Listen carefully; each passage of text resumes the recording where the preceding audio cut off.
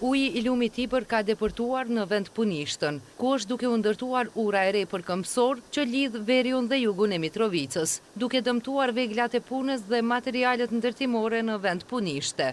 Punishtja është përmbytur mbrëm pasi niveli i ujit është rritur ndjeshëm në një pjesë të konsiderueshme të saj. Punëkryesi i projektit Jahir Nimani ka kërkuar reagim dhe hetim urgjent nga institucionet e sigurisë, policia e prokuroria për të zbardhur rastin teksa ka theksuar se dëmët janë të mëdha, pasi pajisjet dhe strukturat ndërtimore që ndodheshin në proces punimësh janë dëmtuar.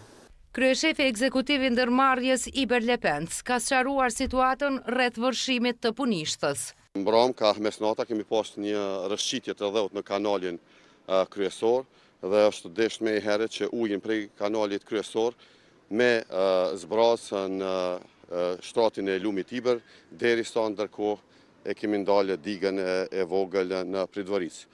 Pra ka qenë një rrjedhje e papritur edhe në atë shpejtësi ndërmjet dy dëmeve që mund të realizohen, atë kemi menduar se më mirë është me shu ujin në Iber, se të dëmtohet kanali, sepse e dim rëndësinë e kanalit për furnizimin e kekut dhe ujësiellcave regionale. Muj ka shtoj se gjithçka është nën kontroll dhe sipas tij, me rëndësi është se konstruksioni i urës nuk është rrezikuar asnjëherë. Ndërkohë nën kontraktori i punimeve në urën e Këmbësorëve pretendon se kjo çështje lidhet me ndërhyrje njerëzore. Dhe nga dora njeriut se kjo është verifikuar nga institucionet kompetente, përkatësisht policia, që kanë qenë vend në ngjarjes të Gazivoda u Iman qyshe qutash. Ato e kanë pranuar ata që është bën urdhën prej Prishtinës me lëshu ujin. Na kemi pas një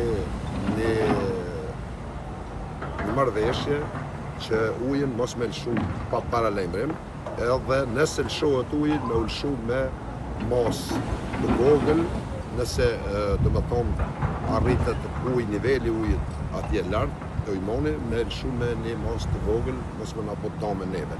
Nga policia e Kosovës i kanë thënë RTK-s se në këtë rast nuk ka elemente për vepër penale. Dëmet e shkaktuara në pajisjet e vend Punishtës janë çështje diskutimi mes Iber Lepencit dhe kompanisë ndërtuese. Gjatë ditës tek penda e Ujmanit kanë qëndruar edhe ekipet e Uleksit. Gjatë ditës është punuar në largimin e sasisë së ujit, ndërsa nesër pritet të vazhdojnë punimet në urë.